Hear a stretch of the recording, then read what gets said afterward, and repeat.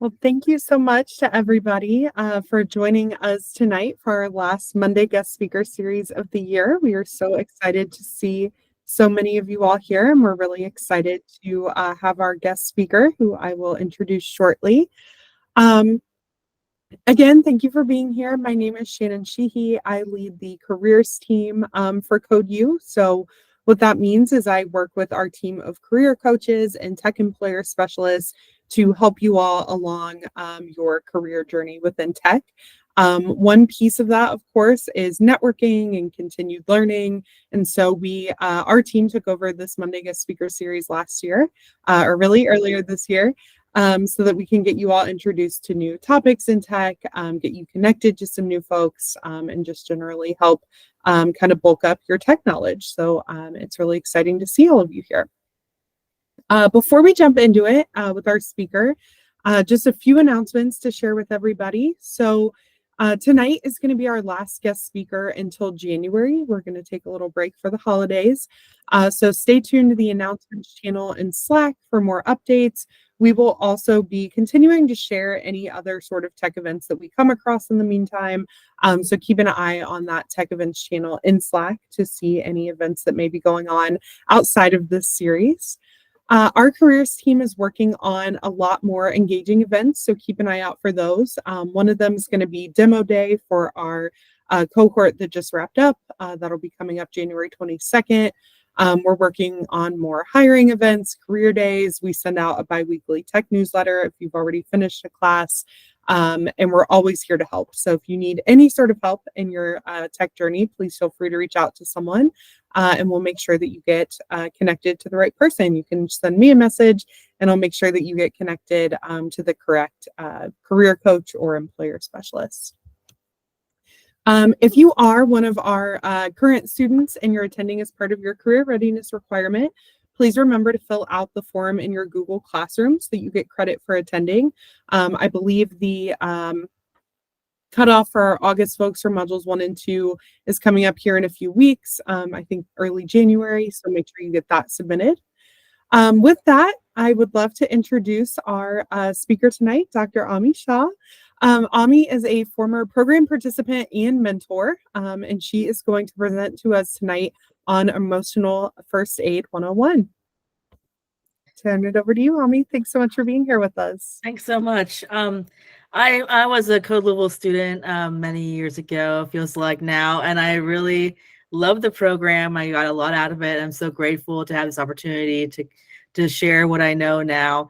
I'm a psychiatrist, and I didn't change careers when I went to Code Louisville, but I learned a lot, and I became really involved with volunteering in the tech and business community. And I got so much out of Code Louisville. I just really wanted to give back, and later became a mentor for one of the classes. I want to share this topic with you today, emotional first aid, because it becomes important. And no matter what you do, there's always mental health involved. No matter where you are, what job you have, your mental health is a priority. It's important, not just for how you feel, but also it affects everyone around you. So this talk is about emotional first aid, which is a way of helping yourself by yourself, with being your own best friend, taking care of your own mental health without having necessarily, in some cases, to see a therapist or to see a doctor of some sort. This is like the first line in mental health, and so you can take care of everything you need before it gets maybe worse, or if you do need more help, you know what to do. So I just wanted to share this. I'm going to be talking about different topics like low self-esteem, rejection, failure. We all go through. It's like a human like it's a human experience we all have. So it's something that you can get a lot of you can get down on. You can get down on yourself if you experience these things and not realizing that everyone is going through the same thing. So you're not alone. If this ever happens to you, if you ever feel like maybe pushed down or oppressed by your feelings, you're not alone. It happens to a lot of people, and you can get better and things can happen better for you. And I just want to share these ideas I have. They're from a book that I'm going to tell you more about at the end with the references. So if you ever need any more information or you have concerns and you want to learn more, there's going to be some references at the end you can look at. So I'm going to talk about different topics, and the first topic will be about low self-esteem. And that, I think, is something that we all, like, I know I've dealt with it before with many people, is the fact that we all struggle with maybe imposter syndrome at some. Are my slides advancing for you guys? Okay, so we all can deal with imposter syndrome at some point. So what I'm going to talk about is managing life stress and emotional first aid, and then talking about how you know if you need more help later. But the first topic I want to discuss is how to recognize if you have like low self-esteem and how to help with that. And like I mentioned earlier, the emotional first aid is the idea that we take care of emotional injuries when they occur so that they don't become more damaging in the long run, or you can handle them in the moment before they become too big for you or anybody. And I want to acknowledge, I kind of rushed ahead, but I want to acknowledge just how hard that we're all trying, and you're trying. You know, you're getting through these really hard, difficult classes and going through these difficult computer programming languages. You're doing everything you can to get a better job for yourself and improve your lives for yourself and your families. I want to just say, be proud of how hard you're trying, and your successes are going to come, and they're going to be wonderful. Even though there may be some setbacks, you're doing so great, and just give yourself a pat on the back for those wonderful things you're doing. And remember that whenever you try something new, it is going to be challenging, and you may feel daunted or uncertain, but it's really good to grow. Life is about change, right? So the more that you try and do new things, it's just going to reward you. Like I said, the first topic will be low self-esteem, and the whole idea behind emotional first aid is being your own best friend. And that's another word for that is adopting self-compassion, just being there for yourself and saying, you know, maybe I didn't do this the way I wanted to, but I mean, I'm working as hard as I can, doing the best that I can, and just affirming that you're a worthy person, and saying, you know, giving yourself some space. So one of the things that you can do when you struggle, if anybody struggles with this, is to write down what your strengths are. And you can even put them in a public place, like on your refrigerator or even in your email. And in my email signature, I put down at the very bottom some of my strengths. So I would always see that maybe later if I ever wanted to see that on every email that I ever write. So, I mean, you can just write, you can affirm your strengths like every single day. Look at something on your mirror, next to your mirror, post-it note, and remember what you're really good at. So that if you ever struggle with low self-esteem, or like if you've ever struggled with rejection or failure, you can always go back and look at those positives and remember that you have self-compassion, that you're doing the best you can every day, and everything that you're doing is going towards becoming the better person, the best person you can be. And if you struggle with accepting compliments, sometimes it's really hard for some people with low self-esteem to accept compliments. The best thing you could do is to try to learn to increase your tolerance for accepting them. Try not to say self-effacing comments. Try to say thank you instead of saying, oh no, that's not true about me. I know it's hard, but learning to accept compliments from other people is one of the things that can improve your self-esteem. And then also learning to increase your personal empowerment. That means increase your confidence, try new things, practice, give yourself opportunities to make promises to yourself. If you say you're going to code for 15 minutes after dinner, keep that promise to yourself and work on that coding, or whatever goal you have. Keep your promises to yourself. That increases your confidence and self-esteem. Another thing you can do is build your self-esteem through doing things not only for yourself but for other people. Sometimes volunteer work can help build your sense of gratitude, and also build your sense of efficacy, that you can do things for other people.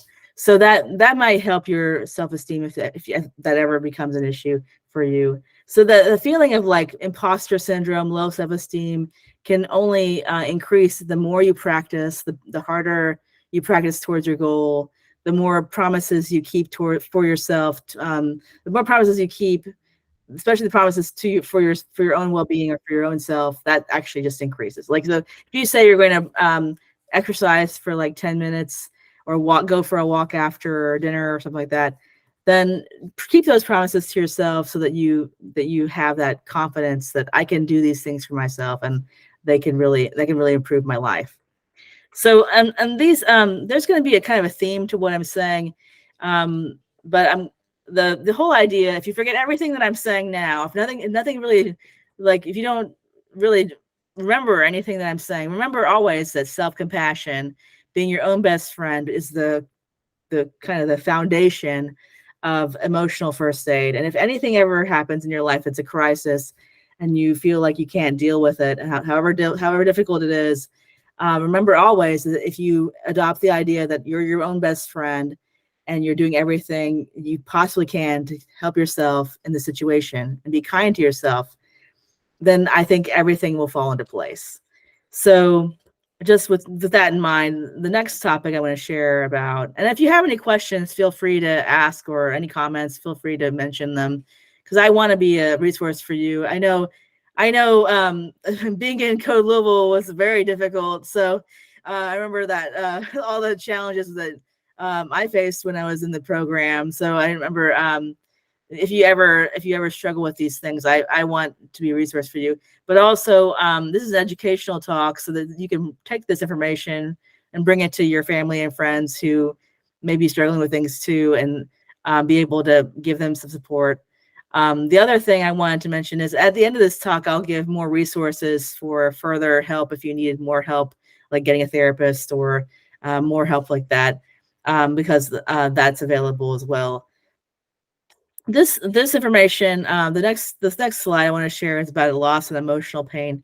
And the idea behind this is that we want to be able to soothe our emotional pain in the moment. If anything does happen that's very scary or difficult for you, be able to soothe your emotional pain.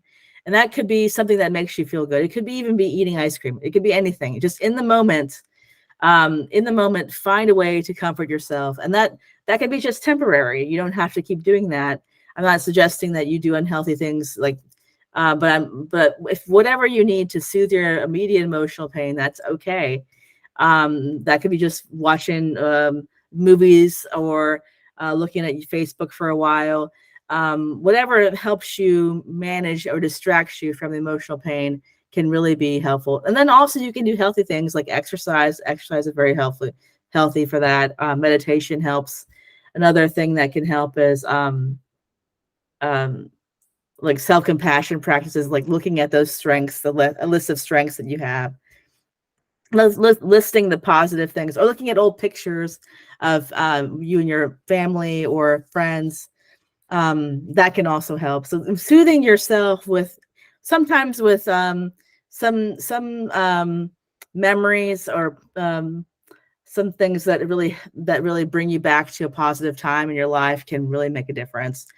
And then you can rediscover lost aspects of yourself, going back in your memory. What made you happy? What made you feel alive? What made you feel fulfilled? And go back to those things, and try them again. One example will be that if you used to like golf and used to play that with your family, then maybe try golf again. Or remember, look, if you're looking at your old pictures to soothe your emotional pain, if you look at those pictures, you might find a place that you were maybe a place you went on vacation. Maybe go there again, and go back to those places, and reconnect with those parts of your life that you may have gotten lost. Um, One example would be someone had told me, a person I know in my personal life told me that when they had a breakup with someone, they told me that they remembered how much they like to sing. So they went back and found a place where, like a choir they could sing in, and that made them feel so much better.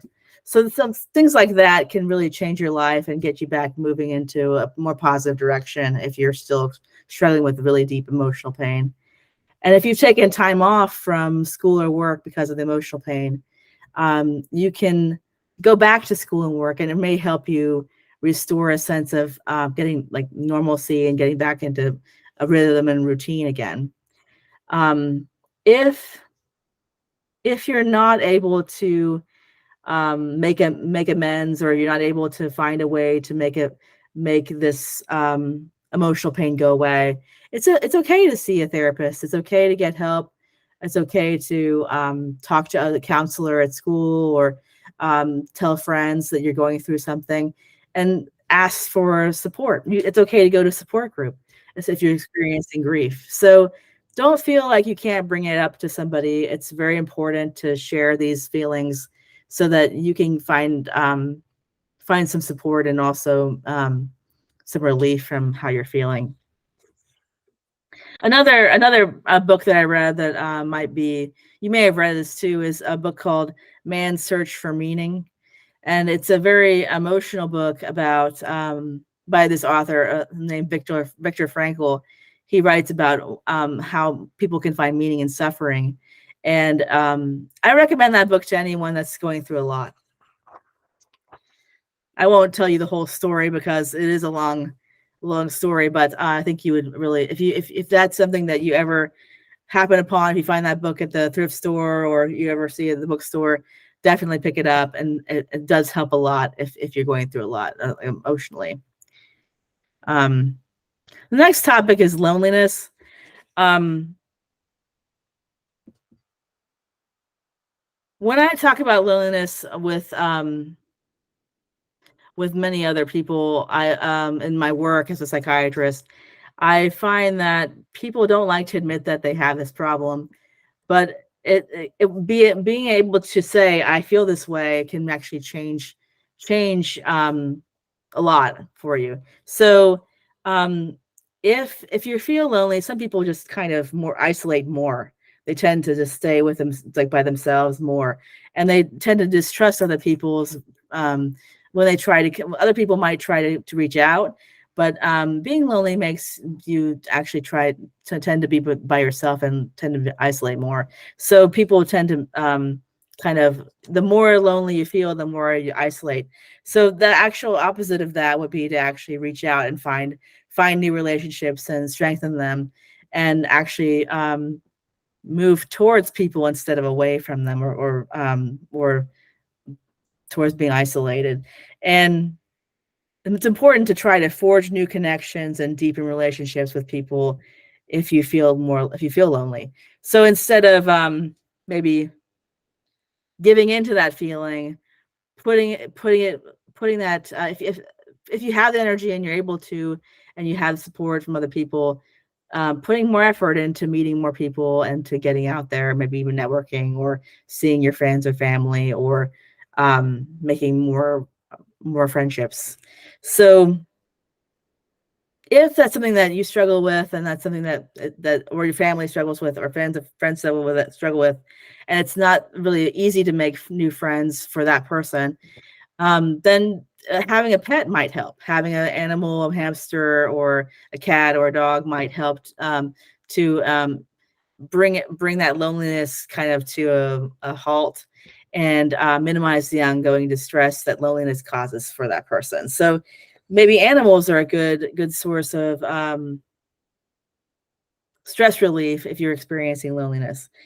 And yeah, so just challenging those negative perceptions that, oh, because when you're lonely, you feel like everyone else has someone, or everyone else is in friendships or relationships, and that you don't realize maybe necessarily that that they're also going through some things too, and they don't, maybe it looks it looks like their lives are easier or better, but it's not necessarily true.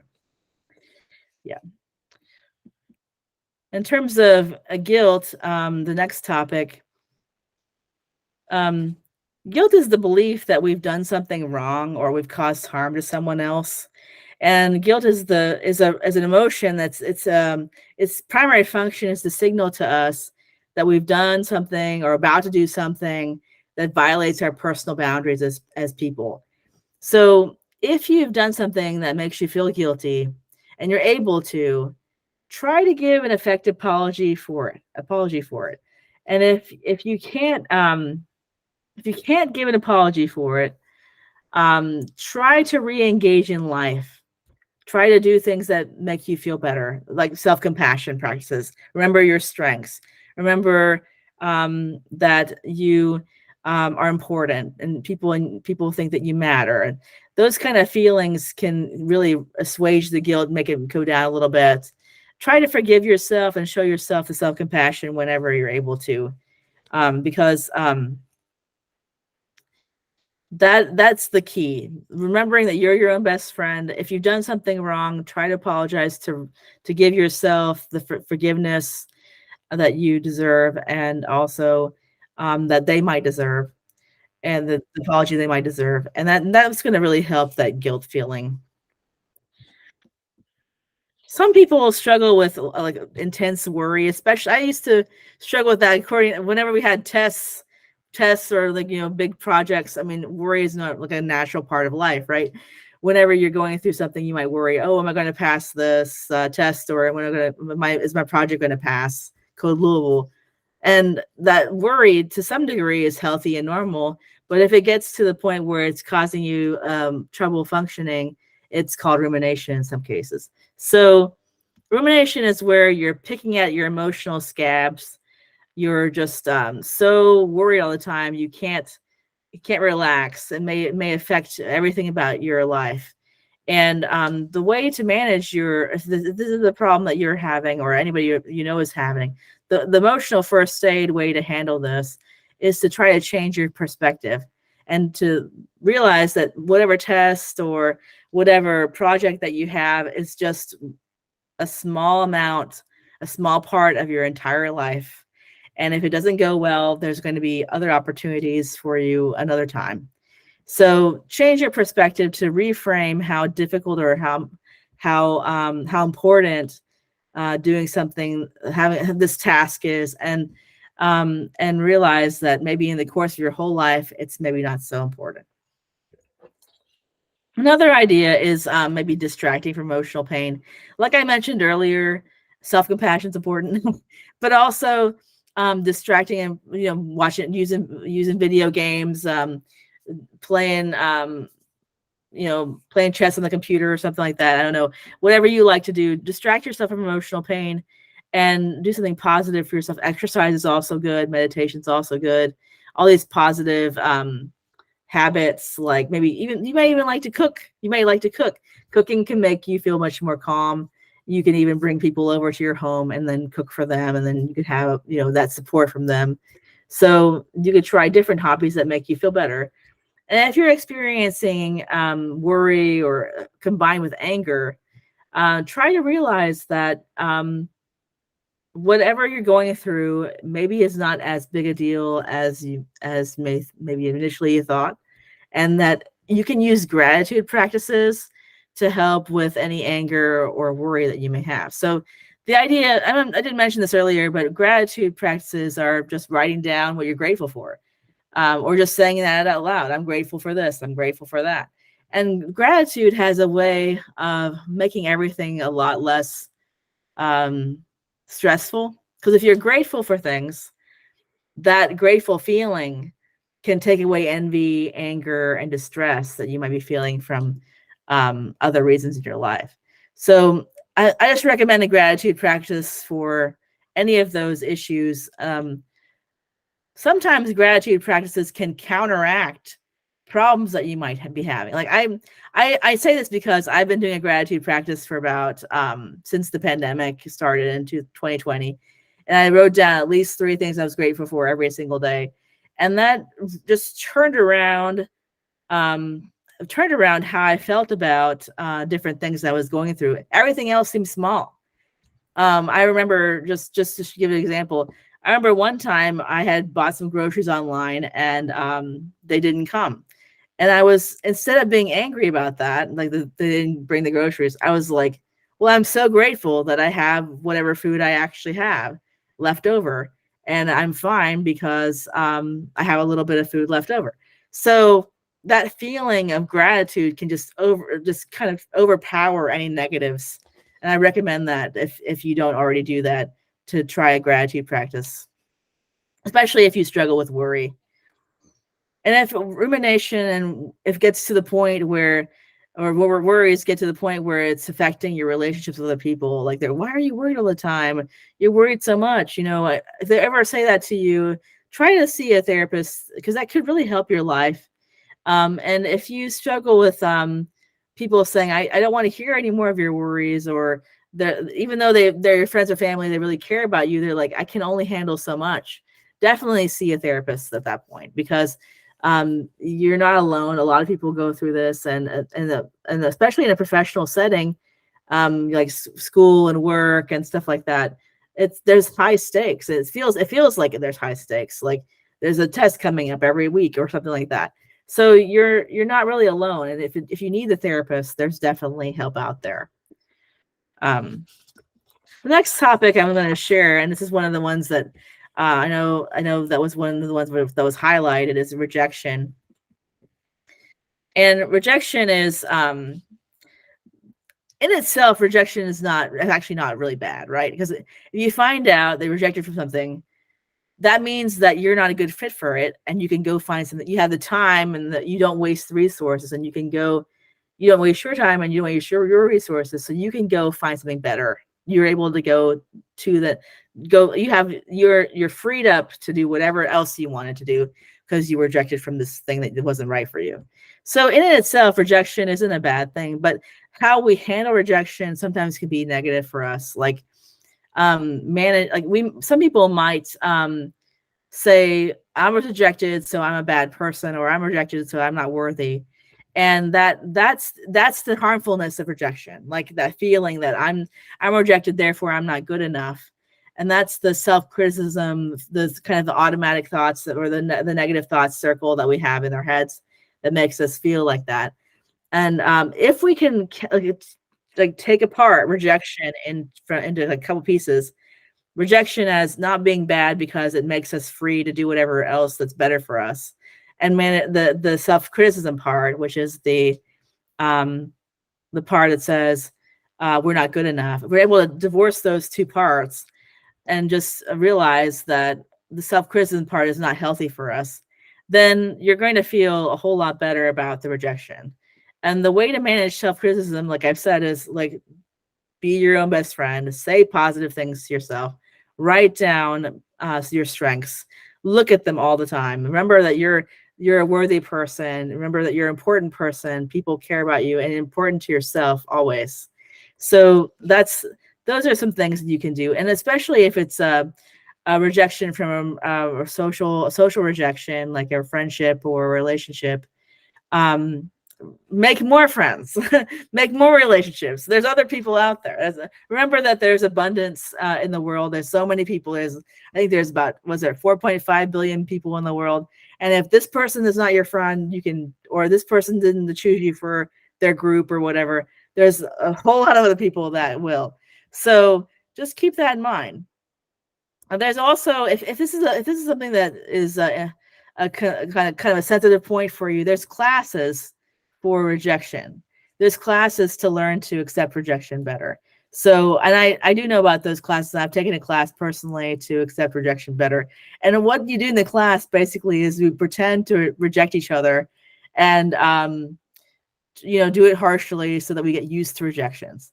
So you can just practice that with your friends too if you want to do that.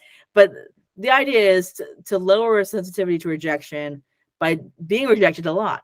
And I was talking to an entrepreneur a couple of years ago, and this entrepreneur said what this person does is he asks for, when he goes to fast food restaurants, he asks for things for free that he knows that they won't give him. Like he used to ask for like an extra cookie with his meal, and they sometimes would give it to him, sometimes would say no. So and he said, sometimes he would get this extra cookie and just because he asked for it. So and he was just practicing being rejected. He didn't have any expectation that he'd get a cookie, but he would just practice being rejected so that he would be able to be more comfortable if that ever happened to him, if it was rejected from a more serious high stakes situation. So if like I said, abundance. If you ever feel like you're rejected from something that's really good, remember you are probably destined for something better. So don't feel like this rejection is the end of the world. And if it's a social rejection, there's other groups that may accept you more, and you may be a better fit for.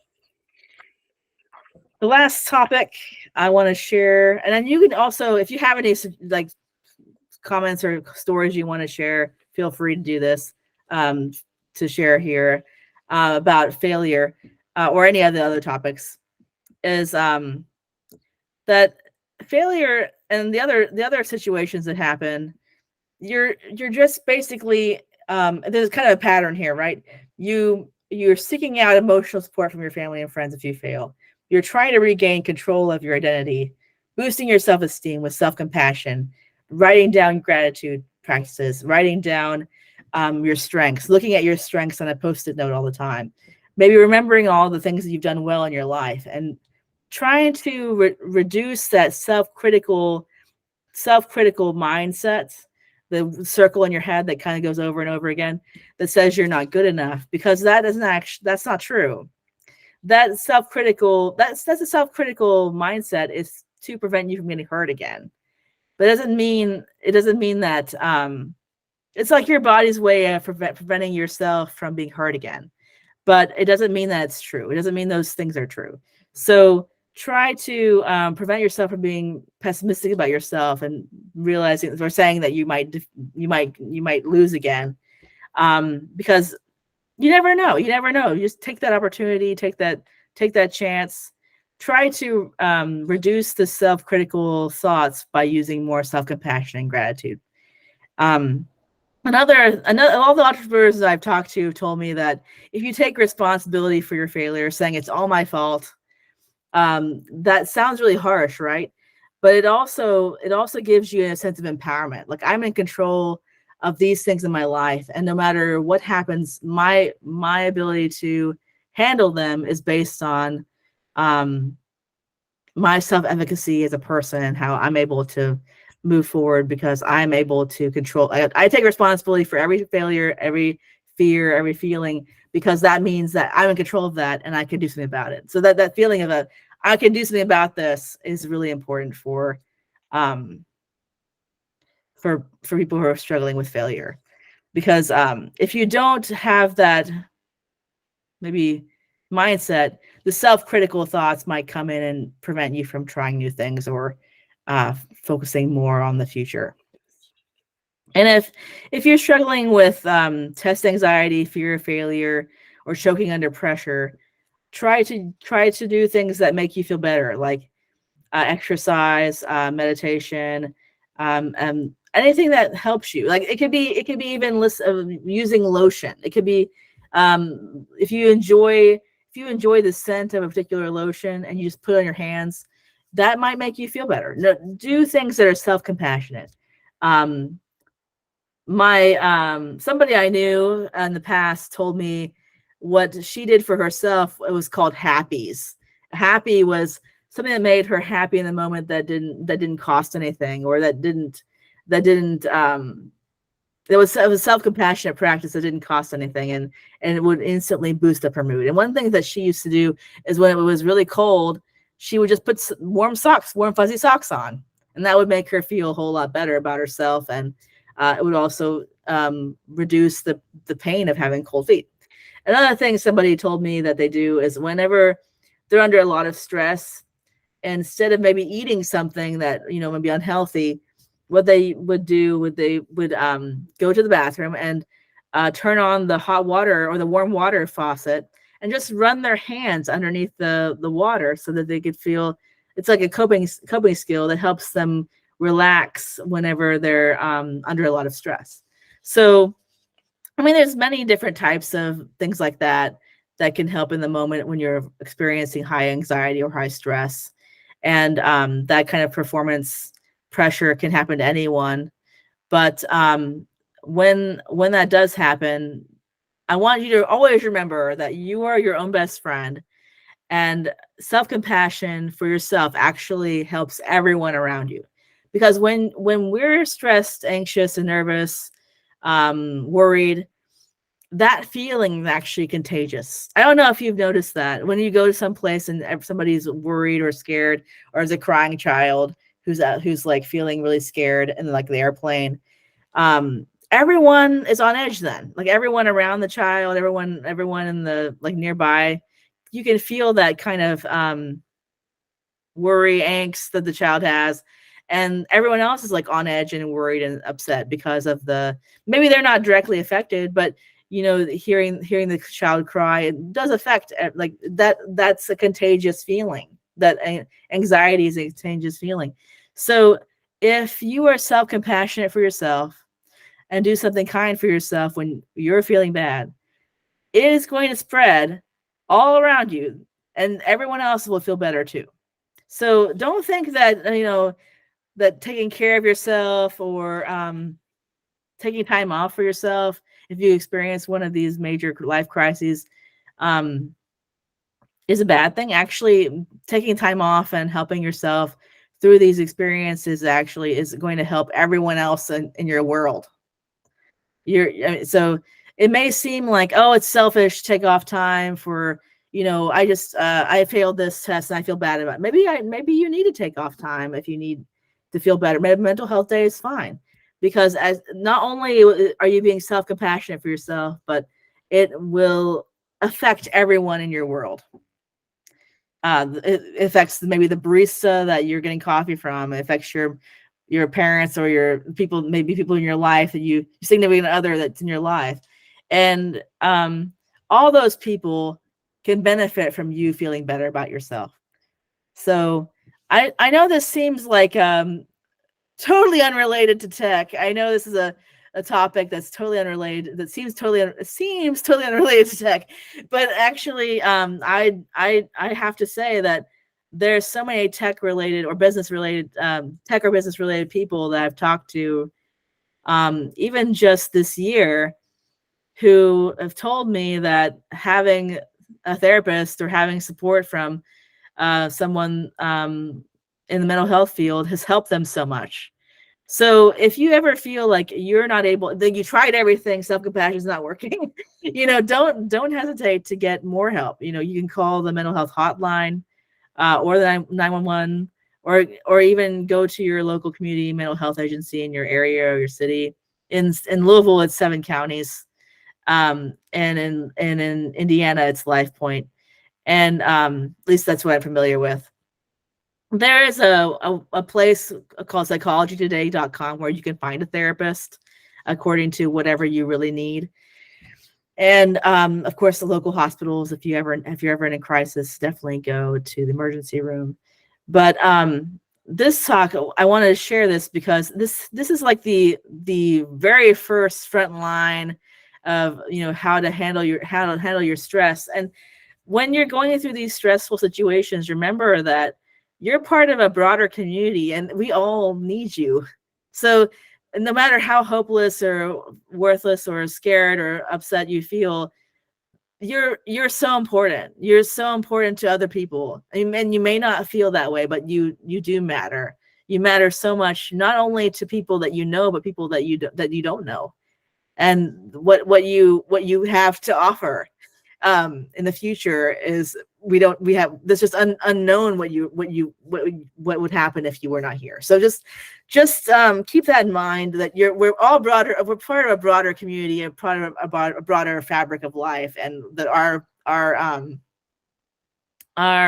ripples of our effects, they affect a lot of people. And I just want to share this cartoon. And this is the book I got everything I got from. This is a book I got from the library at the Louisville Free Public Library. It's about emotional first aid. It's by Guy Winch. He's a psychologist who wrote about this topic. And this is how to find the book if you ever want to go back and get it from the library or other places. It is available on audiobook too. So if you're ever interested in that. And yeah, I hope you enjoyed this talk. I hope you got a lot out of it. And I'm able to answer any questions you might have. Well, thanks so much, Ami. I know mental health is something that's really important to me, and especially with our students, we always try to keep in mind it's really hard to succeed in their classes if their other needs aren't being met, and that could be physical needs or emotional health and things like that. So I think this does really, like you were saying, it's not specifically a tech topic, but I think it does really apply to everybody. So it falls under tech, whether it seems like it does or not. And thanks so much for this opportunity to speak to the Code Louisville cohort. And this has been such an amazing experience to be a student and then to be a mentor and then to come back and use my psychiatry skills and come back and try to give you support as a psychiatrist. Just remember, you don't have to change jobs if you don't want to, but Code Louisville did change my life a lot and gave me so many great strengths and skills. So no matter what you end up as or what you end up doing, this is worthwhile, and it's good that you did this. Yeah, I think this is a good example of how we get people from all walks of life that come to us, lots of different backgrounds and things, which is really cool.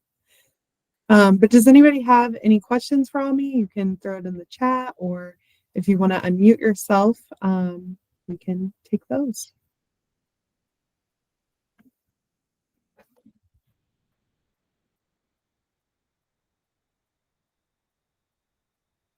It looks like there's kind of a longer question in the chat if you want to read that.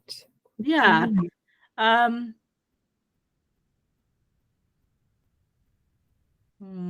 Yeah, it sounds like, now I may be wrong, but if you're having self-critical thoughts that are very painful and that prevent you from doing things like normal things that you want to do, or even trying new things, you should see a therapist. Yes. Because it will, if you have the opportunity, you definitely should, because it will only just make your life better. Because therapy can clear some of the cobwebs off what you're thinking, to have a second person give you opinions. And I think it's great to have a therapist. I have a therapist. Nothing wrong with having a therapist. So, I mean, if you decide that therapy is not for you, you can try it a few times. They usually give you at least one time for free, or one time to check out whether you're a good fit with them. And then, see if you're a good fit. And if you don't like therapy, you don't have to do it, but I recommend it because I have a therapist too. And I think it's totally okay to see one. And if you're having a lot of self-critical thoughts that prevent you from doing things you want to do, yes, see a therapist. Right near the beginning of your presentation, Joshua in the chat was sharing something that he shared with his Code U cohort, was writing down what he knew at the beginning of the cohort, and then maybe like halfway through kind of revisiting that and seeing, wow, I actually do know a lot, even if it doesn't seem like it. Are there any other sort of like exercises or things that you've done in the past, or maybe that helped get you through Code Louisville, that you could recommend, or anything along those lines? Yeah, okay, so maybe this is something I did that helped me, but maybe not typical, but I just took every class in Code Louisville and I thought, I'm going to get whatever I can get out of this. And I realized that maybe in the short time period that we have to learn, I wasn't going to learn everything. So what I used to do is just take kind of bookmarks of every kind of site that the mentors recommended, and I would just bookmark them all on my computer. And then later in my life, like after Code Louisville was over, I might look at those again and try to figure them out. I mean, it's only like 8 weeks or 12 weeks that you have with the mentor, and you can just soak up as much. You can't soak up so much knowledge. It takes a while to learn things. It takes maybe years to really learn something important to you. It could be data science. Like, I mean, it could be anything like coding, computers. It takes time. So don't expect that you'll pick up everything right away, and realize that it may take a year to learn JavaScript or whatever. So don't say, "Oh, I only got this much time to learn everything." No, you have a whole lifetime. You have time to learn everything. I mean, when I started Code Louisville, it was in 2000, maybe 16, maybe the fall of 2016 or 17. I forget now, but and then I kept trying. I kept learning. I mean, even after Code Louisville was over. So, I mean, don't feel like that there's only a short amount of time to learn. You have your whole life.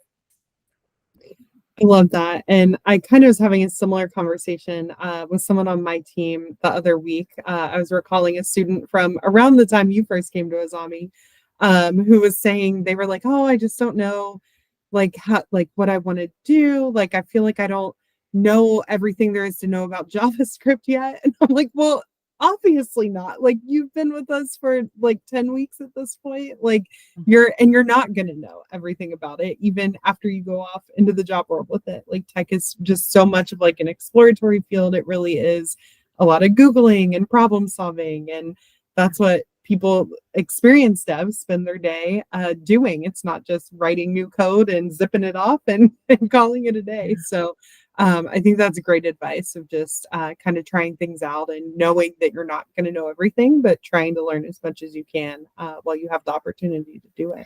Yeah, I mean, I would say, okay, so I just want to share one thing. Like this fall, I took a class in R, the language R, and I didn't finish the class because I was busy with other things, like with my job, and I didn't have time to finish the class. But I knew that I got stuff out. I learned something I didn't know before, so I thought that's good enough. Don't feel bad that you can't finish everything in the short amount of time, because really, that's just an arbitrary boundary. You have your whole life to learn these things. You have your whole life to explore. There's no reason that you have to finish this right now, unless you want to. Of course you can. I recommend that you finish your classes, but I mean, if you feel like it's overwhelming and you feel like you need to take a break, that's okay too. I mean, the class is there for you, and but your life is a broader experience of many things that, and you can choose what it will be. Absolutely. Ami, we did just have a question in chat. John's wondering if you can talk a little bit more about imposter syndrome in tech. He said that he feels like starting in a tech career and going through the interview process is really hard to deal with. So would love any of your insight. And I'll just do a quick plug before I turn it over to Ami. Our careers team is here to help with that. So if you do have questions or want help with like mock interviewing, or want somebody to look over your resume or kind of give you some guidance as you're applying for jobs, definitely reach out to us because we're here to help. But would love any of your insight. Yes. Okay. So I was a Code Louisville student, and I thought about changing careers, but I wasn't really. I really love my my career in mental health. I just sometimes healthcare is can be very stressful. For not just for people that are going to see the doctor, but for people that have to work there. So I did love my opportunity to be in Code Louisville, and I thought about. I did an interview for jobs in computers, and I went to the mock interviews that they had at Code Louisville. The imposter syndromes. It's okay to feel like you don't belong. It's okay. Just realize that that's a sense that you don't necessarily right now, you don't have the confidence that you have the skills. You can always get those skills. You can always get, you have time to learn all those things. And none of the people that are hiring expect you to have all those skills in order to get the job.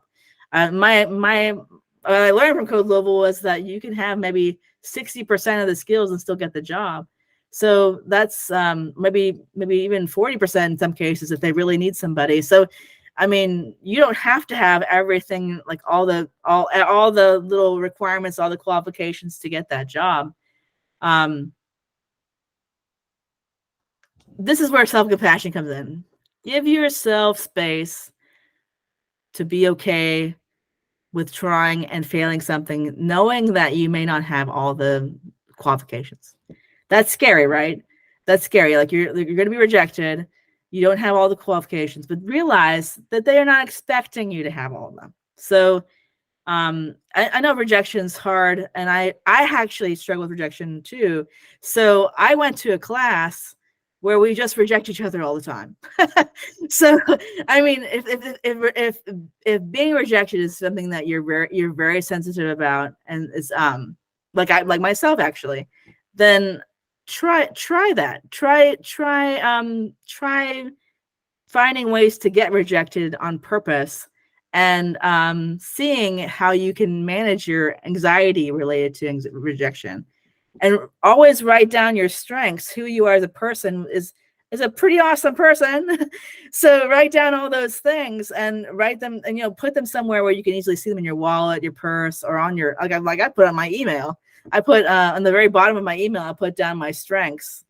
And that way I can always see them and like, oh, that's what I'm good at, and then that helps other people know that's what I'm good at. So it makes people, realize that you're self-aware as well. So to answer your question, imposter syndrome is it's very natural and normal to experience. And I've been through it. Many people have been through it. That lack of confidence initially when you first start is only because maybe you don't have the skill level you want to have yet. And you only get the skills if you keep trying. So don't stop. Don't quit. And you can only get better. That's the thing. You can only get better from here, So wherever you are right there, wherever you are, you can only get better. So that's the thing. Don't quit. Just keep going. You're only going to improve. You're only going to make more connections. You're only going to make more networking. The more interviews you go to, the more people you'll know in the field. Whether or not they accepted you, they're going to remember your face. You're going to remember who you are. So those are all the positive things about trying. If you don't try, you're not going to meet those people. You're not going to have those experiences that are going to make you more confident.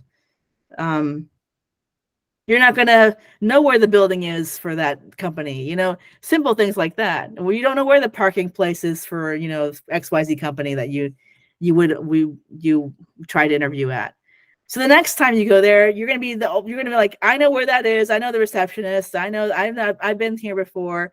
And that confidence is going to show maybe the next time you interview, if you do try to interview there again. So I think everything in life is an experience, and if you allow it to improve you, you can only get better from there. I think that's great advice, Ami. And yeah, I think especially like the applying and applying and applying, I know it gets old, but I don't know very many people at all that have applied for like one job ever and gotten that job and lived happily ever after. It really is a process, whether you're in tech or you're applying for a new role in the industry you came to us from. It really is just a numbers game. And it may take a lot. It may take just a few, just depending on other circumstances. But we really do try our best to give you all as many opportunities as we come across.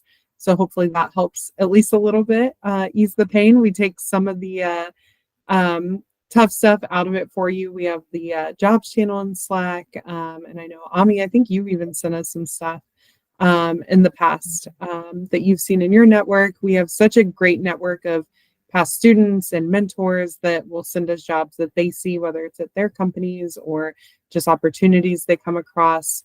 So yeah, we really do try to provide you all with a good network to kind of ease some of those things that aren't so pleasant about the job hunt. I see one last question here, or this last statement about burnout, and I want to just address that. Just address the burnout thing. If you're experiencing some stress with burnout, then I would recommend working through time management, because maybe you're doing too many things at once, or maybe you're very stressed, and that's very important to take time for yourself.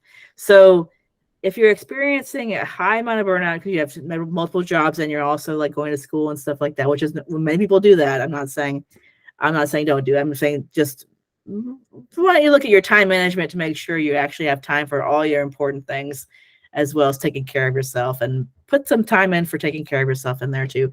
So just wanted to address that, and if that helps at all.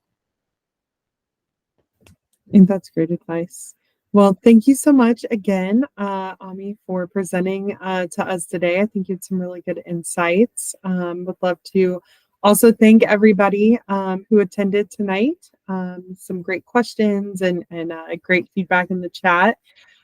Just a reminder, again, we will be picking this series back up at the beginning of, at the end rather, of January. We have a talk tentatively scheduled for January 29th, and then we'll move forward that way. If you are looking for more events during this off time for the series, please check out the Tech Events channel in Slack. Lots of great stuff in there that our team populates for you all, and we'd love to invite you to those. So with that, thank you all again so much for attending, and we look forward to seeing you soon. Thanks, Ami. Thank you so much. I'm so grateful for this opportunity.